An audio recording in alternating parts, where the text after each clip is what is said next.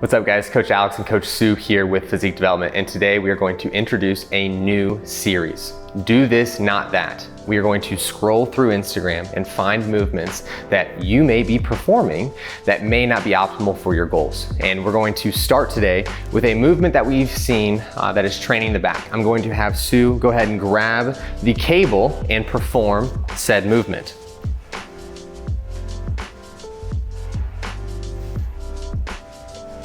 Perfect.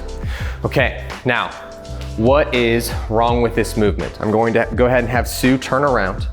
Now, when we look at the tissue within your back and when we are training to optimize body composition, our goal is to get the insertion point and the origin of the tissue that we're trying to train as far away and as close together as humanly possible.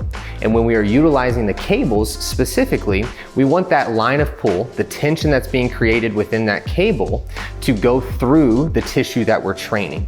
So with those things in mind, I want to go over why this movement is not the most optimal for your gains within your back. So when we look at, let me get Sue's beautiful hair out of the way. When we look at the originating position of the lat, we're going to be along the spine and we are going to insert on the upper back. All right, I'm sorry, the upper arm, the humerus. Now, you will see that this is not necessarily getting these 2 points as close together as possible, nor is the tension from this cable being driven through the tissue that we're trying to train. It's actually going in the opposite direction.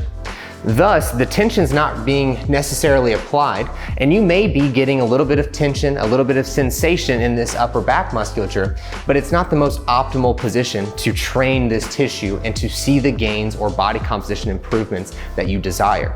Now, what would be a better option for this is for Sue to flip around and simply do a single arm pull down. That would be a much better option where the cable is being pulled directly through the lat.